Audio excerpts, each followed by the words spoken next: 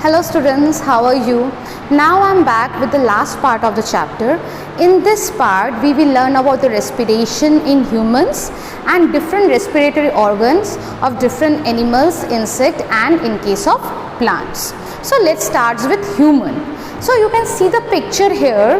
In humans, they take in oxygen through their nostrils and the air moves into trachea. Trachea is the windpipe, and then the trachea divides into two parts, that is two bronchus, and each bronchus is connected with a lung. And if you see inside the lungs, there are like some grapes types of structure. These structures are known as alveoli.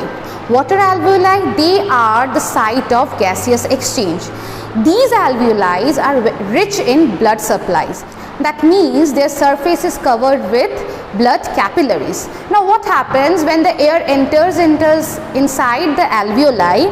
The blood which is present in the capillaries, the oxygen present in the air diffuses inside the blood, and the blood contains a pigment known as hemoglobin, and that helps the binding of oxygen with the blood.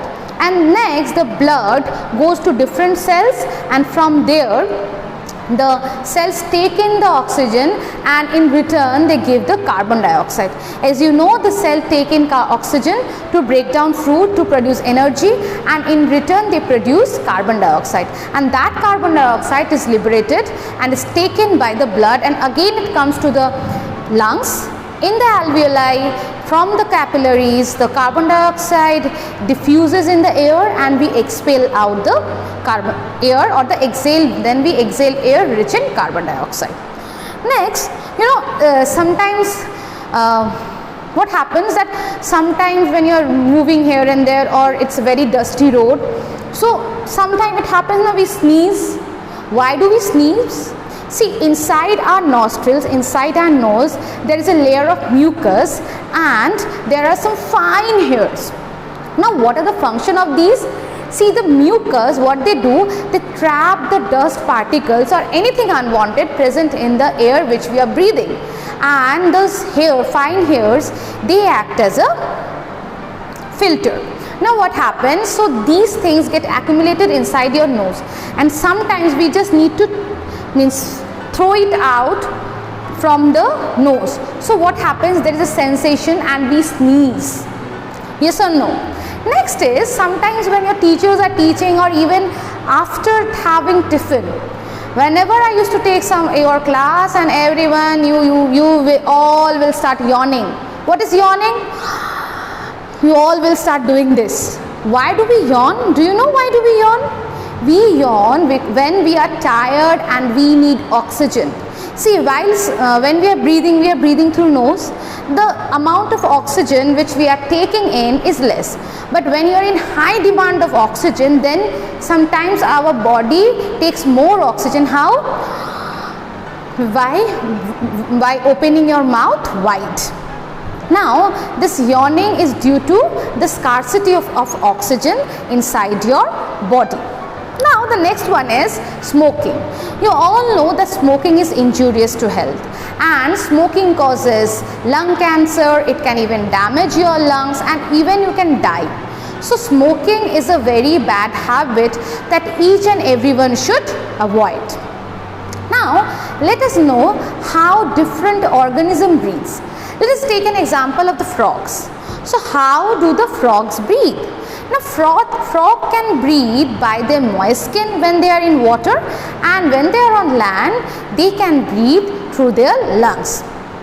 You know that when the frog lays egg, they hatch into tadpoles, and those tadpoles, they can only live in water, and when they live in water, they have gills.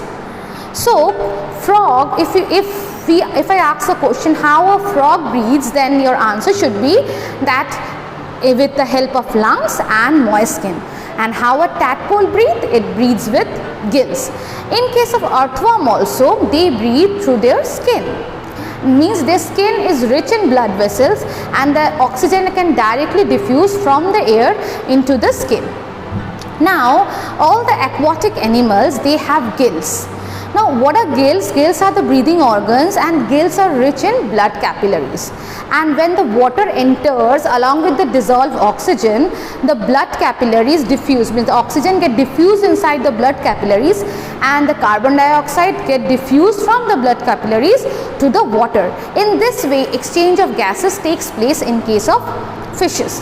Now coming to insects.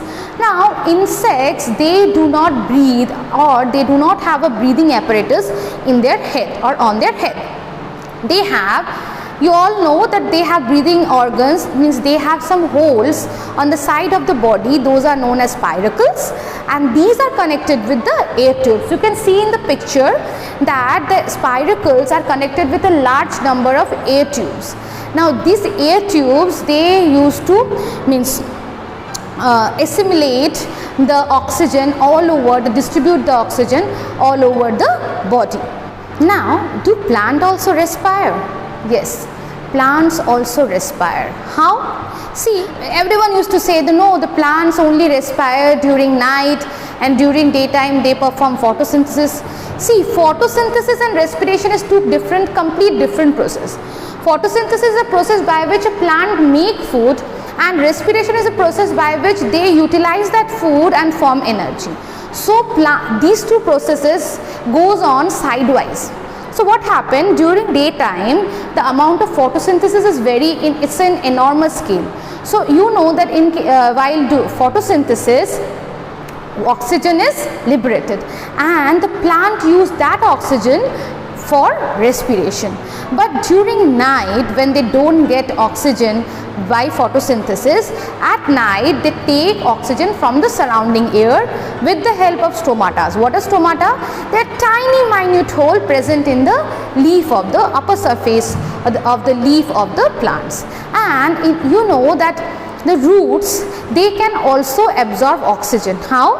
You know the soil contains air, and the root have small, very tiny root hairs, and through the root hair oxygen diffuses inside the root. Now what will happen if if you just submerge your potted plants with water? If you keep the potted plants filled with water, then they will die. Why they will die? Because all the gaps between the soil where air was present, that will be occupied by the water, and the roots cannot breathe. So eventually they will die. So this is it. This was the last part of the chapter, and in this full chapter we have learned about respiration. We have learned about different types of respiration, aerobic, anaerobic. We have learned about the mechanism of breathing, how different organisms respire, even how plants breathe. So, hope you have understood the chapter. If you have any queries, you can comment it down. Till then,